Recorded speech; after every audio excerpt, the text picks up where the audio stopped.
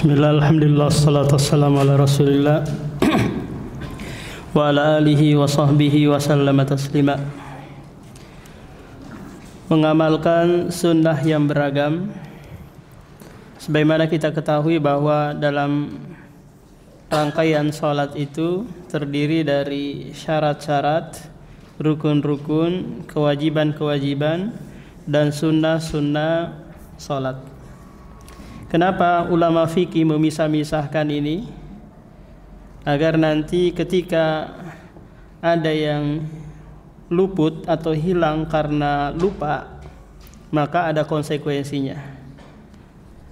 Kalau sunnah, maka nanti tidak ada konsekuensi, apakah itu mengerjakan lagi ataukah hanya dengan sujud sahwi. Maka perlu untuk kita mengetahui tentang mengamalkan sunnah yang beragam. Kata penulis, Bismillah wassalatu wassalamu ala rasulillah wa ba'du. Di antara praktek yang memudahkan kita untuk belajar khusyuk adalah mengamalkan sunnah yang beragam. Para ulama menyebut sunnah yang beragam ini dengan sunnah tanawu, bermacam-macam,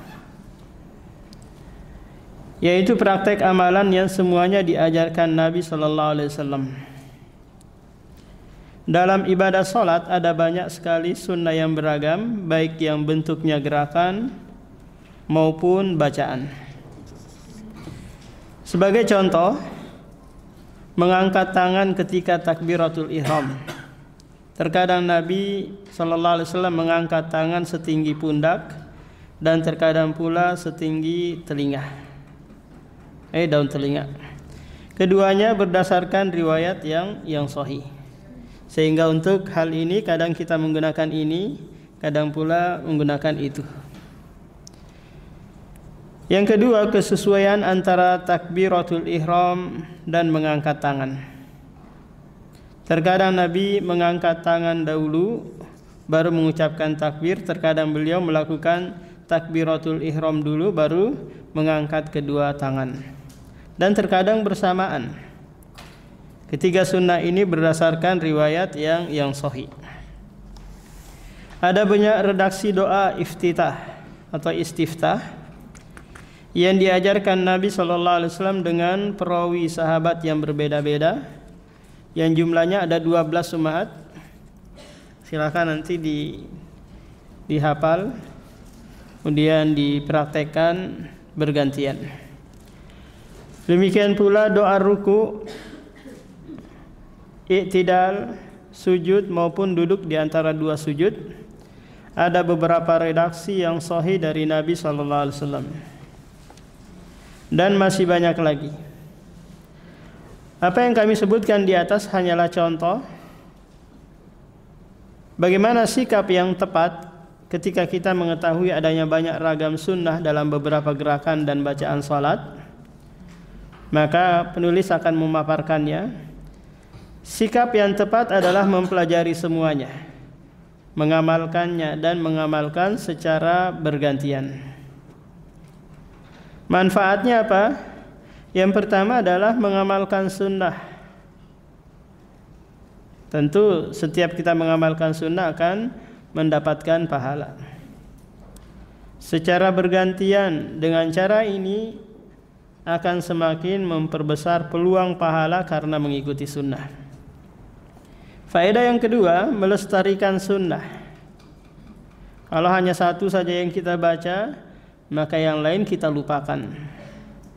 Satu saja yang kita praktekkan, maka yang lain hanya ada di lembaran buku-buku hadis. Karena jika kita hanya mengamalkan satu sunnah, maka sunnah yang lain akan hilang. Sebaliknya, ketika kita mengamalkan semua sunnah secara bergantian, maka semua sunnah itu akan terjaga dengan pengamalan kita. Ketiga, menghindari terjadinya gerakan otomatis ketika sholat, gerakan bawah sadar, yang terkadang kita tahiyatul atau doa istiftahnya kita baca di saat berdiri, kadang otomatis gitu. tanpa kita sadari. Kebiasaan dan rutinitas pada suatu gerakan akan membuat gerakan itu terkesan lebih spontan, dan gerakan yang spontan mengurangi tingkat kesadaran. Dan hal ini bisa terjadi pada ibadah sholat. Jika orang yang sholat hanya melakukan satu jenis gerakan dan bacaan saja, dan itu menjadi tata cara sholat dari kecil hingga dewasa, maka jadi rutinitas saja. Ketika di luar sholat umahat disuruh menghadirkan, dia kelimpungan, nggak bisa menghadirkannya. Kenapa? Karena nanti pas sholat baru bisa dia datangkan doa-doa tersebut. Karena sudah sudah ada rentetannya. Maka pada saat dia melaksanakan sholat, banyak gerakan yang dia lakukan hanya spontanitas. Berbeda dengan mereka yang menghafal lebih dari satu bacaan atau gerakan.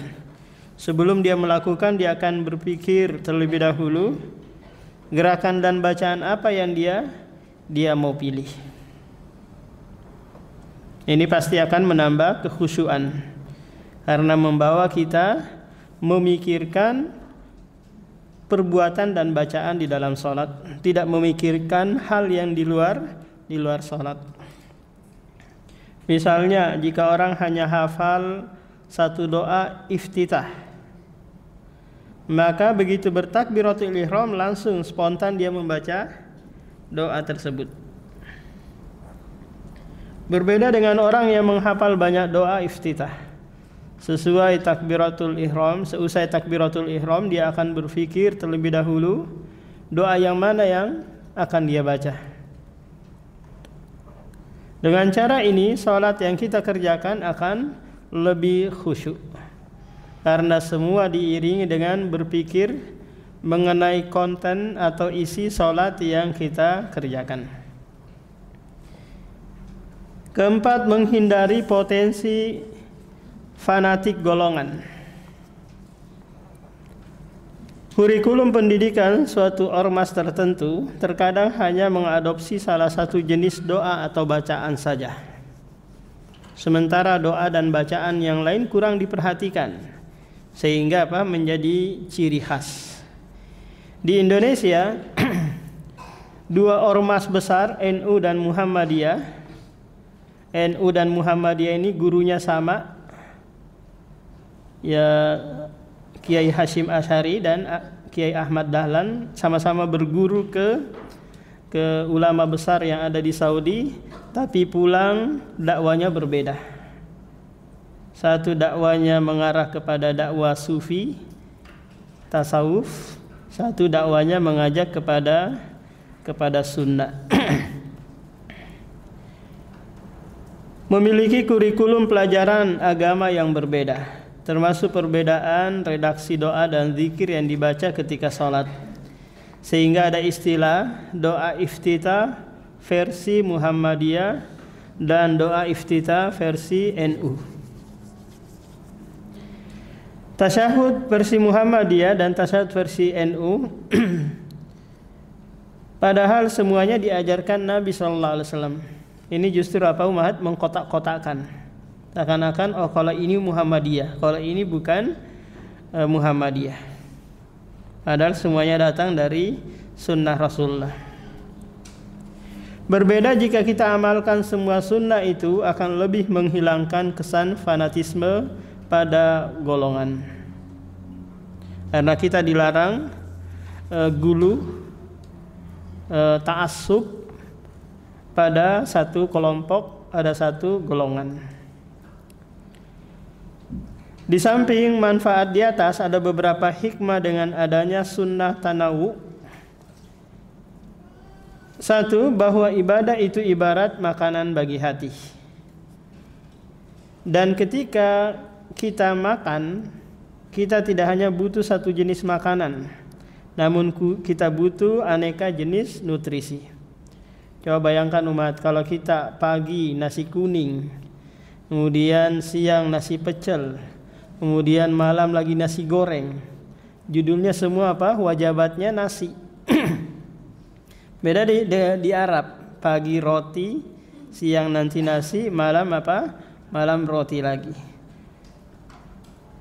Semuanya nasi saja akhirnya apa? Kita jadinya gendut karena isinya karbo. Coba diselang-selingin, ada makan nasi, kadang makan itu, sehingga nutrisinya tercukupi.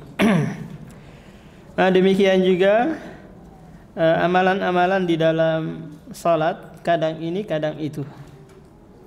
Bahwa sunnah tanawu merupakan bagian dari kemudahan syariat, sehingga hamba tidak menjadi bosan ketika melakukan ibadah secara bergantian. Macam-macam sunnah tanawu. Sunnah tanawu dalam salat ada 3 macam. Pertama, sunnah tanawu yang hanya bisa dikerjakan salah satu saja, namun secara bergantian. Misalnya takbiratul ihram, antara setinggi pundak dan setinggi daun telinga. Tidak mungkin dipraktekkan satu tangan setinggi pundak, satu tangan lagi setinggi apa? Daun telinga. Ini nyeleneh. Apalagi dia putar-putar umahat. Dia nggak angkat tapi dia putar-putar.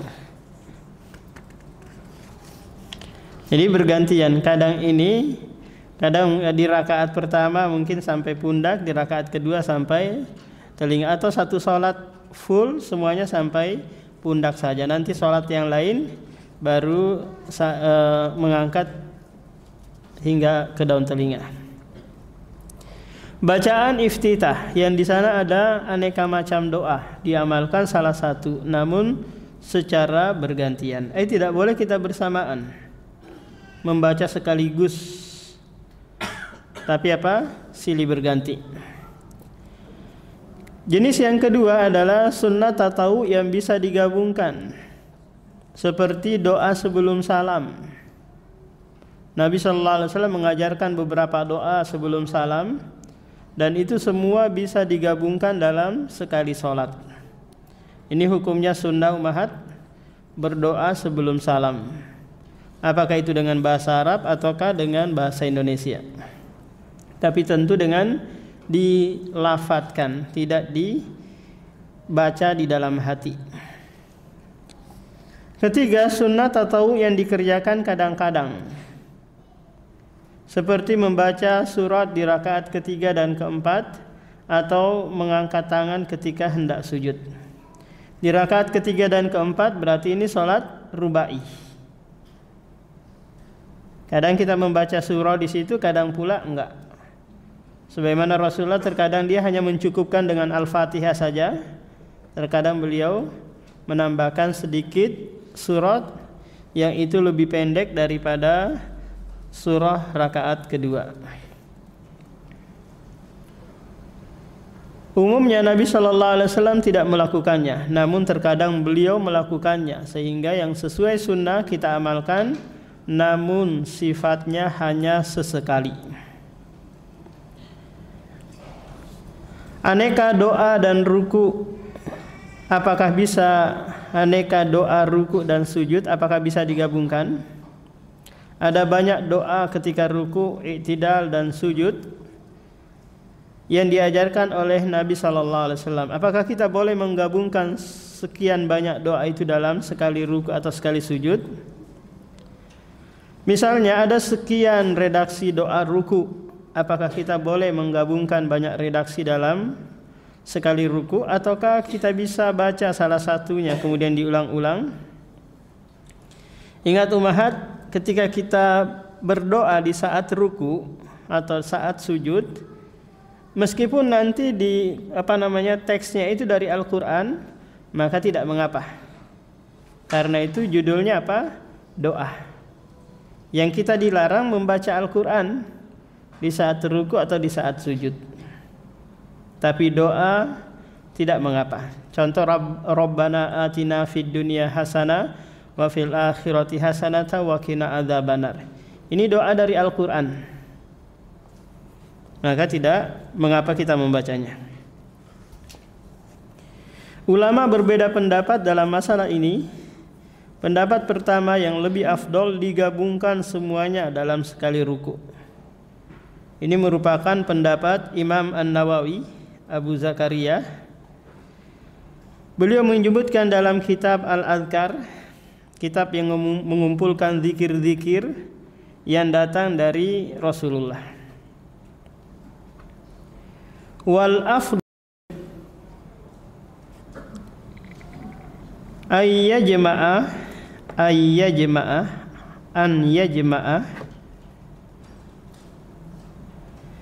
baina hadhil adhkari kulliha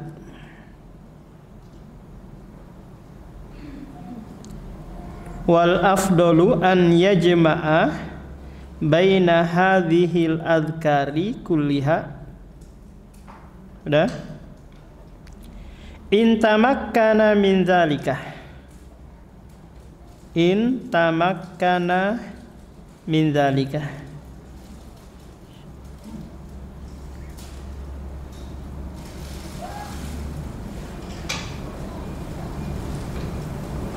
Bihaitsu la yashukku ala ghairihi. La yashukku ala ghairihi.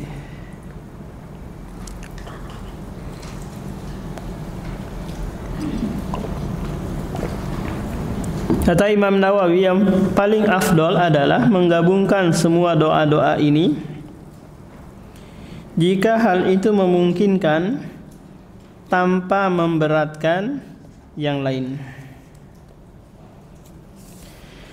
Pendapat kedua yang lebih sesuai sunnah adalah membaca salah satu doa untuk satu rukun. Meskipun boleh dibaca secara bergantian di rukun yang lain. Maksudnya doa di saat ruku dibaca lagi di saat sujud. Paham? Dibaca lagi di saat duduk tasyahud akhir sebelum salam. Atau dibaca lagi di saat apa Muhammad? Di saat kita i'tidal mungkin. Ini merupakan pendapat Siddiq Hasan Khan dari India. Beliau menyatakan dalam kitabnya Nuzulul Abrar,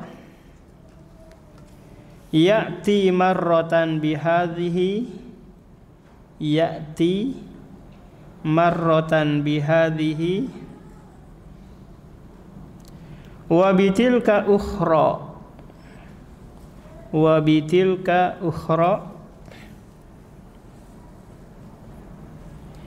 wala ara dalilan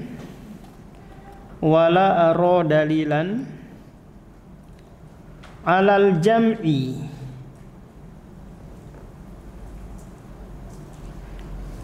wa qad kana Rasulullah sallallahu alaihi wasallam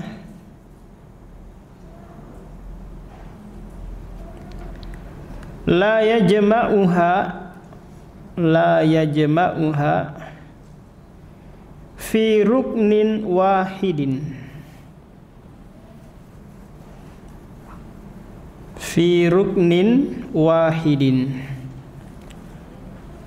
bal yakulu hadza marratan wa hadza marratan.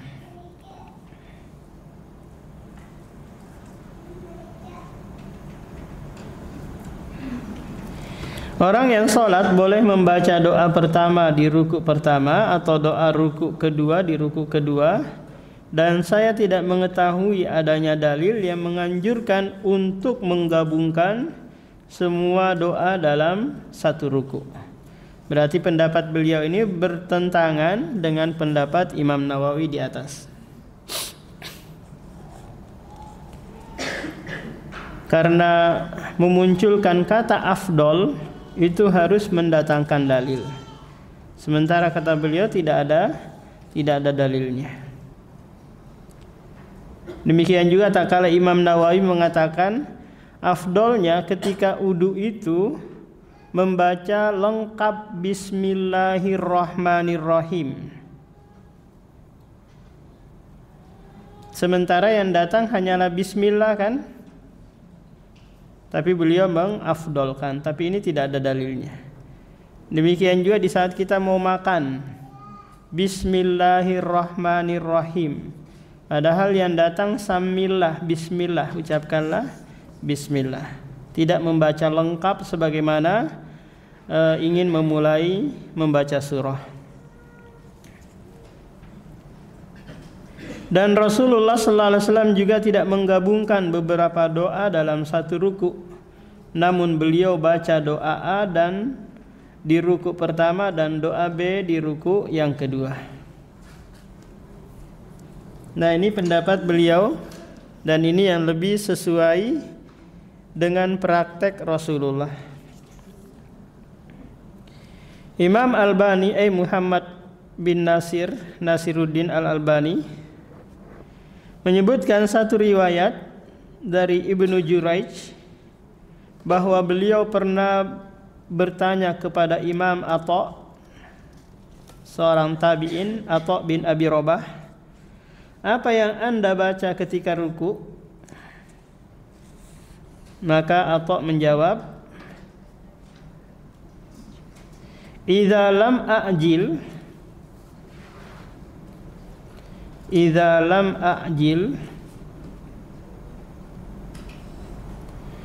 walam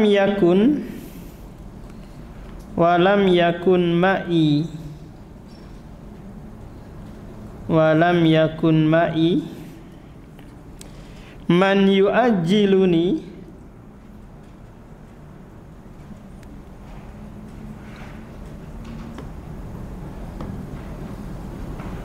fa inni aqulu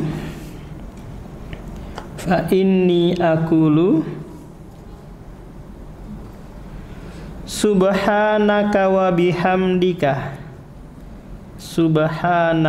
wa bihamdika la ilaha illa anta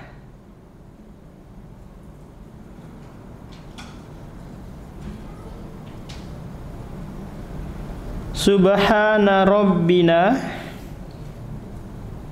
in kana wa'du rabbina lamaf'ula.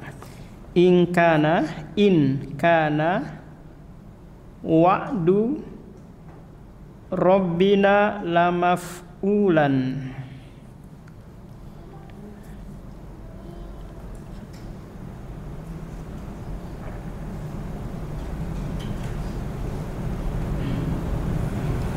Salasa marratin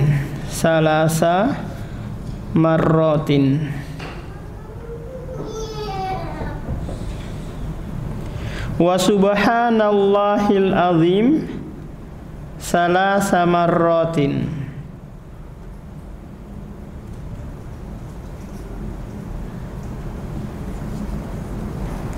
Summa aqulu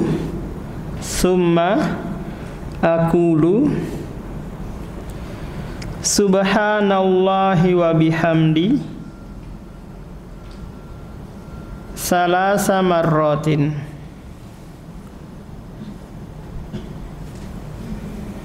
Wa subhanal malikil qudusi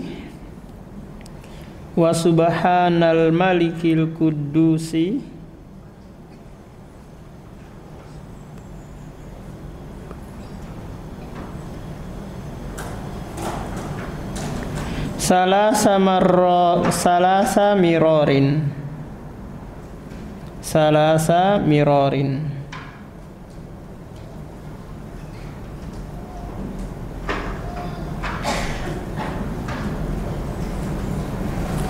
Subuhun kudusun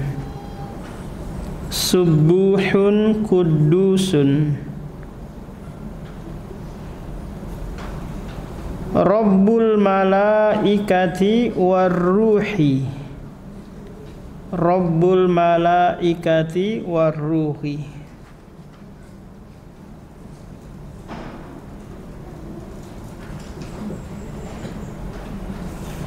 tasbiku rahmatu rabbi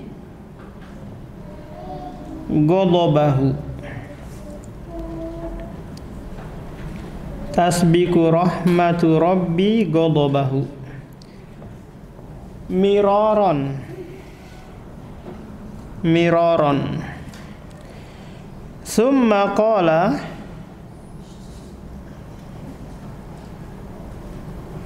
wa aqulu fis sujudi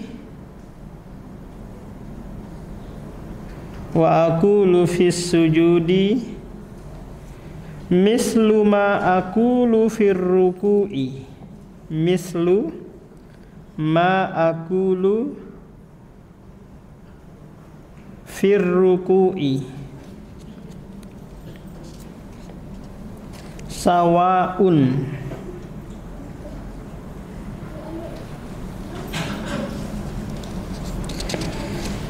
Ada yang ketinggalan umat? Sudah diharokatin semua ya?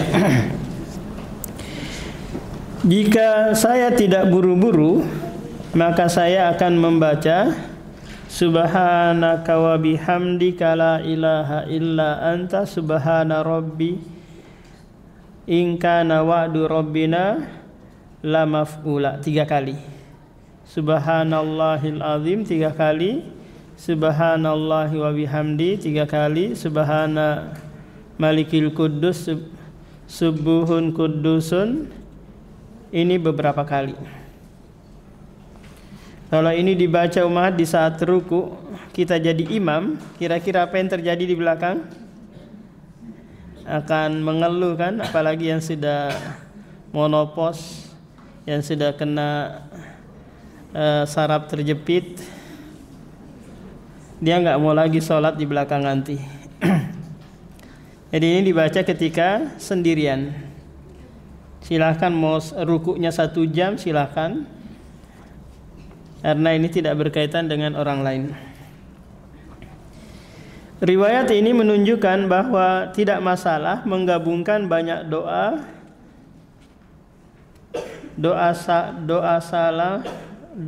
dalam satu rukun. Ini salah umatnya, diganti D itu, huruf D. Menggabungkan banyak doa dalam satu rukun. Seperti dalam satu ruku atau satu sujud. Tentu praktek tabi'in tadi di ummahat itu bukan dalil ya. Praktek tabi'in tadi bukan dalil. Tapi itu adalah ijtihad dia, pengamalan dia. Tidak bisa dijadikan dalil untuk yang lain.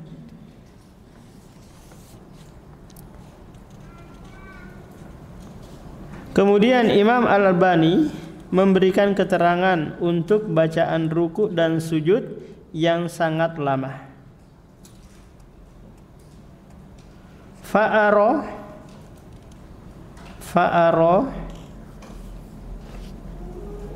annahu la mani'a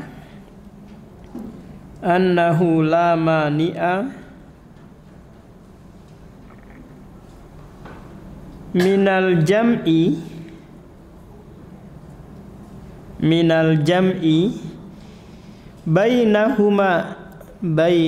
bainaha fi hadhil hali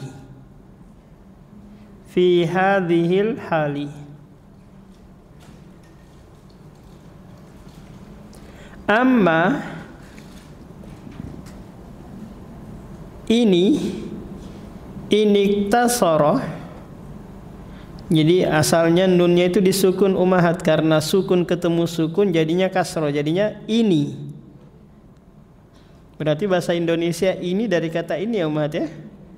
Iktasara.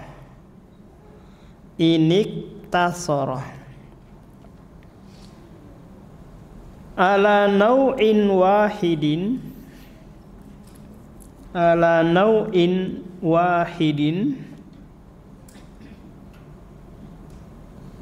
min hadhil anwa'il madhkurati, min hadhil anwa'i al madhkurati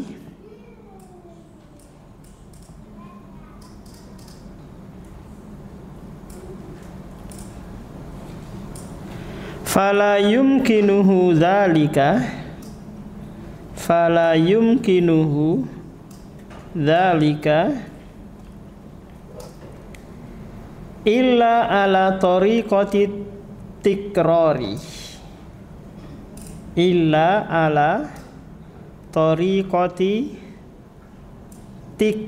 tikrari al-mansusi alaihi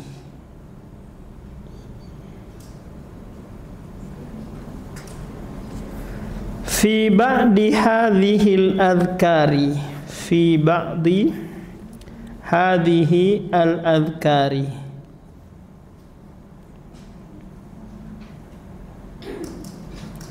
Wa hadha aqrabu ila sunnati.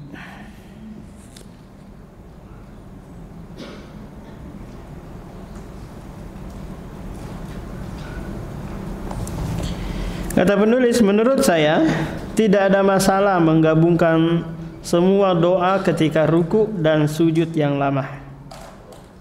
Namun jika hanya membaca satu jenis doa ketika ruku dan sujud, sementara sujudnya panjang, itu tidak mungkin dilakukan kecuali dengan diulang-ulang satu zikir yang sesuai sunnah. Dan ini yang mendekati sunnah.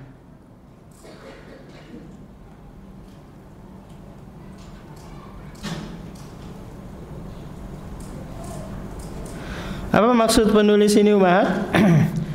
Maksudnya adalah beliau lebih condong kepada pendapat Imam Nawawi yang membolehkan menggabungkan bacaan-bacaan yang banyak itu di saat ruku atau sujud.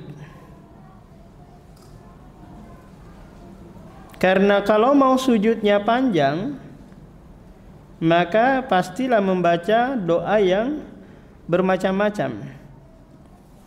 Dan ini yang lebih dekat kepada sunnah daripada mengulang satu doa dalam satu ruku atau satu sujud. Ini pendapat penulis Syekh Albani. Nah, judul berikutnya adalah bacaan sebelum sholat. Bacaan sebelum sholat ini apakah dianjurkan ataukah perbuatan bid'ah? Karena banyak itu umat orang-orang awam ketika kita sholat di masjid, orang awam mereka apa? Baca dulu Allahumma sholli, macam-macam bacaannya. Ada baca qul huwallahu ahad dulu, al-falaq, al-ikhlas, ada usolli, macam-macam rangkaiannya sebelum apa? Sebelum takbiratul ihram. Apakah ini ada tuntunannya dari Rasulullah atau tidak? Penulis akan memaparkannya. Dalam hadis tentang orang yang sholatnya salah, lalu meminta diajari Nabi SAW, orang itu mengatakan, "Walladzi ba'atsaka bil haqq ma usinu ghairahu fa'allimni." Karena pemuda ini umahat sudah 3 kali disuruh ngulang sholat. Sholatnya itu juga. Sehingga dia mengatakan, Rasulullah, enggak ada lagi yang lebih baik daripada ini. Ajarin aku kalau memang ini salah. Lantas Rasulullah mengajarkannya. Kemudian beliau sallallahu alaihi wasallam mengajarkan, "Idza kumta ila sholati fakabbir. Summa qra' ma tayassara ma'aka minal Qur'an." Apabila kamu berdiri untuk salat, maka bertakbirlah. Takbir apa ini umat? Takbiratul ihram. Rasulullah tidak menganjurkan, memerintahkan sedikit pun bacaan-bacaan sebelum takbir. Summa qra', kemudian bacalah yang mudah darimu Al-Quran. Ucapan Rasulullah ini juga dipahami oleh Imam Abu Hanifah bahwa Al-Fatihah itu bukan rukun. Kenapa? Karena Rasulullah memerintahkan baca yang mudah bagimu. Kalau yang mudah dia baca surah Al-Ikhlas, ya itu dia baca. Kalau mudah baginya membaca surah Al-Takasur atau Al-Kautsar, silahkan, itu yang mudah. Padahal di sana ada hadis lagi yang lain bunyinya, la sholata liman lam yaqra bi Fatihatil Kitab. Tidak sah solat seseorang yang tidak membaca Al-Fatihah. Dalam hadis yang lain, sahabat Wa'il bin Hujr menceritakan cara solat Nabi sallallahu alaihi wasallam. La anzuranna ila salati Rasulillahi kaifa yusalli. Qala faqama Rasulullahi fastaqbalal qiblata fakabbara farafa'a yadayhi. Nah, kalau sahabat yang menceritakan ummahat, itu namanya hadis fi'liyah. Hadis yang bersumber dari perbuatan Rasulullah. Kalau Rasulullah yang memerintahkan, ini namanya hadis qauliyah. Hadis yang bersumber dari ucapan Rasulullah. Nah, kita lihat di ucapan beliau dan di perbuatan beliau tidak ada sedikit pun embel-embel sebelum bertakbiratul ihram. Jadi berdiri langsung apa? Allahu Akbar.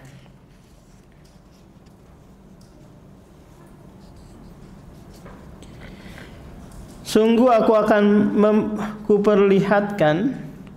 aku kuperhatikan cara salat Rasulullah sallallahu alaihi wasallam. Beliau berdiri menghadap kiblat, lalu beliau bertakbir. Beliau angkat kedua tangannya setinggi daun telinganya.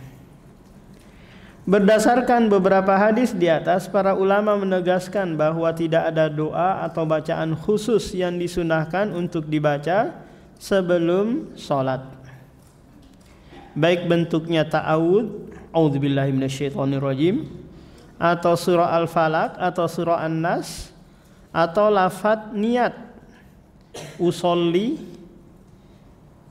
Apa lafadznya ummahat? Usolli sholata zuhri arba'a raka'atin ma'muman lillahi ta'ala fi BDI. Lengkap, di RT sekian, kelurahan sekian. Nggak perlu Allah diajarin. Allah menyebutkan di surah Al-Hujurat, atu'allimunallaha bidinikum. Apakah kalian mau ngajarin tata cara ibadah kalian kepada Allah, sementara Allah yang mengetahui langit dan bumi, apa yang ada di langit dan di bumi. Jadi usolli itu umat hanyalah buatan-buatan orang yang bisa bahasa Arab. Ibnul Qayyim menegaskan, kana sallallahu alaihi wasallam idza qama ila sholati qala Allahu akbar walam yakul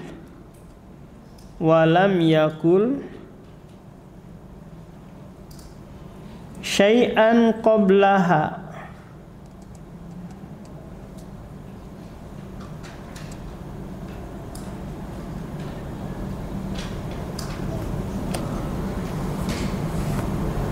wala talaffadha bin niyati albattatah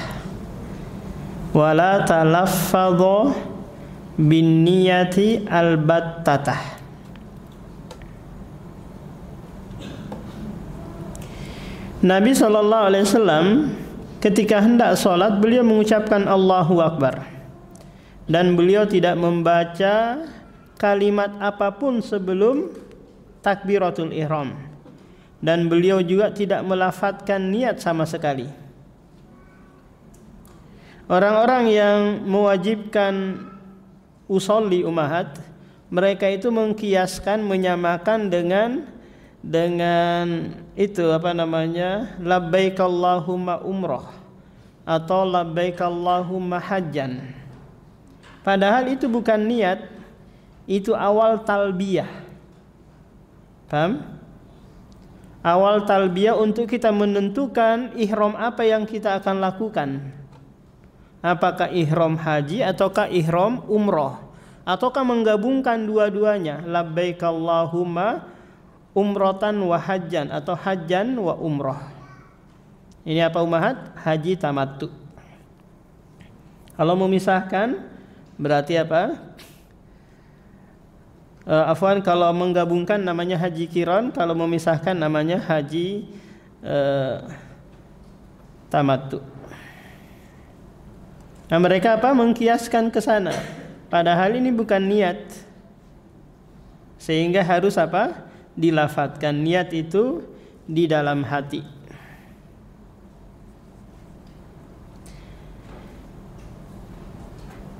Demikian pula yang difatwakan oleh Lajnah Daimah, ini majelis fatwa di Saudi Arabia, yang dulu pemimpinnya adalah Syekh bin Baz. Ketika ditanya mengenai bacaan sebelum takbiratul ihram sesudah iqamah, jawab Lajnah Daimah, la na'lamu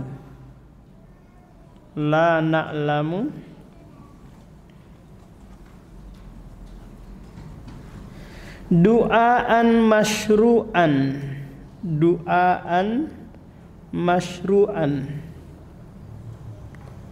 ba'dal iqamati wa qabla takbiratil ihrami.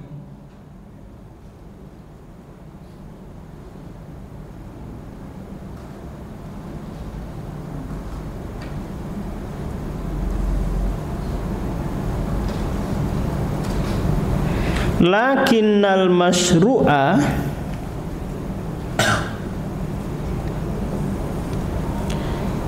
ayyakula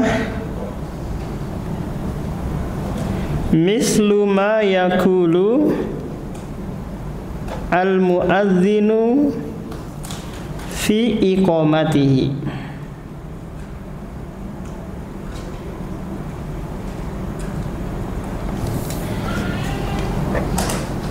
Kami tidak mengetahui adanya doa khusus yang disyariatkan untuk dibaca setelah iqamah dan sebelum takbir. Di situ ditambah ya ummahat terjemahannya ya.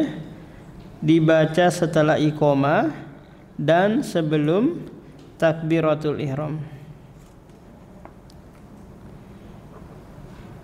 Yang disyariatkan adalah menjawab iqamah yang dikumandangkan oleh muadzin. Tapi yang kita dapati ummahat di kalangan orang-orang awam, ketika iqamah yang dia ikuti itu hanyalah la ilaha illallah, ya kan? Allahu akbar, Allahu akbar, asyhadu an la ilaha illallah, asyhadu anna muhammadar rasulullah, hayyalas shalah, hayyalal falah, qad qamatis shalah, qad qamatis shalah, Allahu akbar, Allahu akbar, la ilaha illallah. Di sini baru dia ikut la ilaha illallah. Padahal kalau mau ngikut, ikut semua, mulai dari awal. Kesimpulan dari keterangan di atas adalah tidak ada bacaan maupun doa khusus yang disunnahkan untuk dibaca sebelum takbiratul ihram.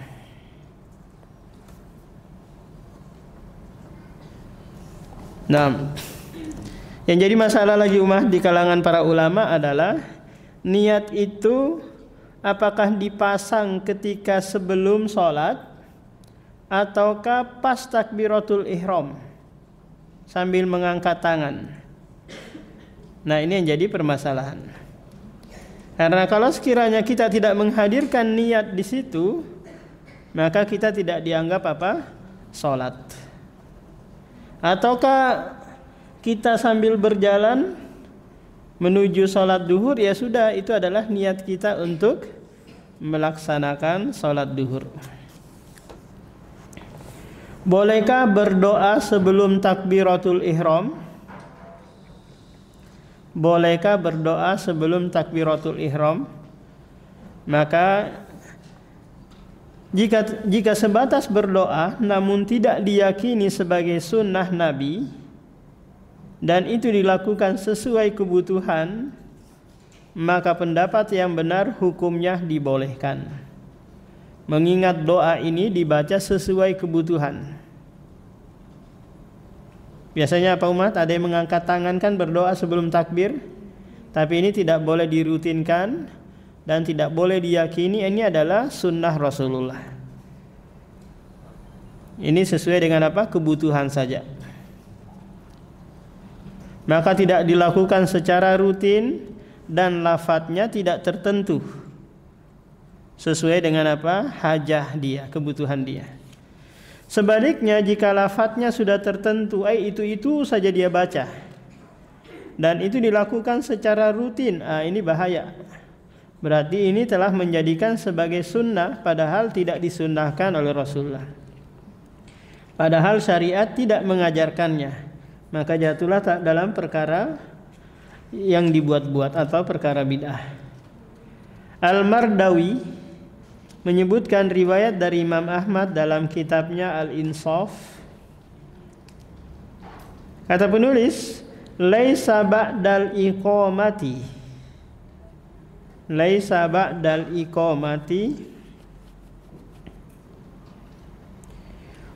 wa qabla takbiri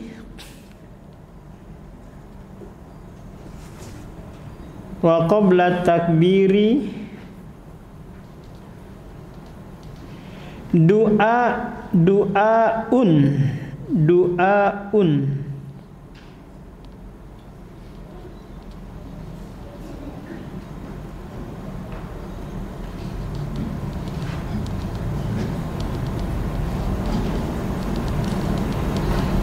nassa alaihi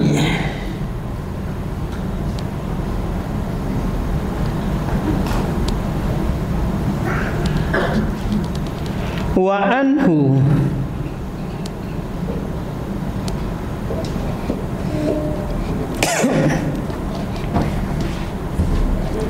annahu kana yad'u wa anhu annahu kana yad'u bainahuma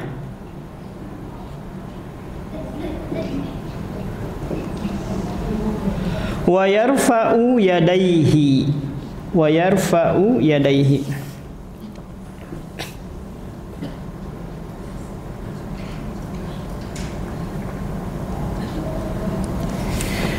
Tidak ada doa khusus yang disunahkan setelah iqamah dan sebelum takbiratul ihram. Demikian yang ditegaskan oleh Imam Ahmad, dan terdapat riwayat dari beliau bahwa beliau pernah berdoa antara iqamah dan sebelum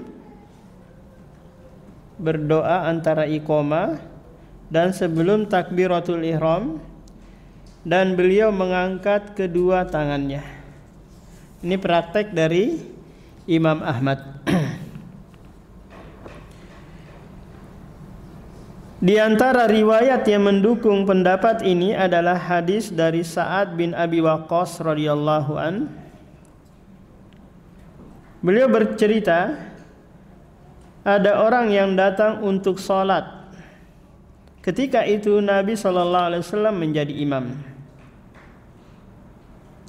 Begitu orang ini sampai di shaf, dia membaca doa, Allahumma atini afdhala ma tu'ti ibadakas solihina. Ya Allah, berikanlah kepadaku sesuatu yang terbaik yang engkau berikan kepada para hambamu yang soleh. Seusai sholat, Nabi SAW berkomentar, idzan yuqaru jawaduka wa tastashhidu fi sabilillah. Doa itu akan menguras hartamu dan menggiringmu untuk mati syahid.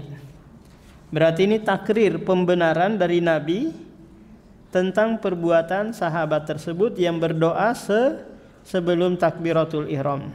Tapi status hadis ini bermasalah. Hadis ini diriwayatkan oleh Ibnu Hibban, Al-Hakim dalam Al-Mustadrak, Bukhari dalam At-Tarikh, dan ulama berbeda pendapat mengenai keabsahan hadis ini. Sebagian menilai hasan, sebagian menilai dhaif. Hasan itu Mahat adalah hadis yang makbul, diterima, bisa diamalkan. Hadis dhaif adalah hadis yang tidak bisa diamalkan. Di antara yang menilai sahih adalah Az-Zahabi, sebagaimana tahqiq beliau untuk Mustadrak Al-Hakim. Sementara ulama yang lain mendoifkannya. Sementara bacaan ta'awud, memohon perlindungan dari gangguan syaitan, dilakukan setelah membaca doa iftitah, a'udzubillahi minasyaitonirrajim, dan bukan sebelum takbir. Ini yang sering kita dapati di kalangan orang awam, mereka apa? Ta'awud sebelum takbir. Insya Allah akan dibahas di bab tersendiri mengenai hal ini. Kesimpulannya, tidak dijumpai adanya hadis yang mengajarkan doa atau bacaan khusus yang disunnahkan dibaca sebelum takbiratul ihram. Apalagi yang biasanya apa Umahat sebelum iqamah itu? Allahumma sholli. Itu yang biasa apa? Dia baca astaghfirullahalazim. Ini enggak ada tuntunannya, langsung aja iqamah. Kenapa saya hafal seperti ini Umahat? Ya karena masjid di dekat rumah seperti itu. Anak-anak juga jadinya apa? Ikut hafal.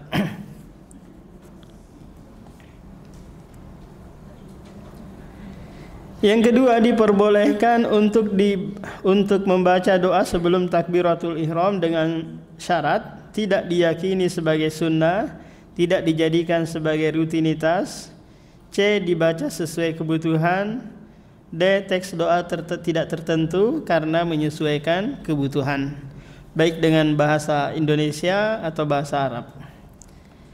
Ketiga, bacaan ta'awudz yang isinya permohonan perlindungan dari godaan setan dibaca setelah doa iftitah dan bukan sebelum takbiratul ihram. Demikian Umahat. Alhamdulillah, subhanakallahumma wa bihamdika, asyhadu an la ilaha illa anta, astaghfiruka wa atubu ilaik.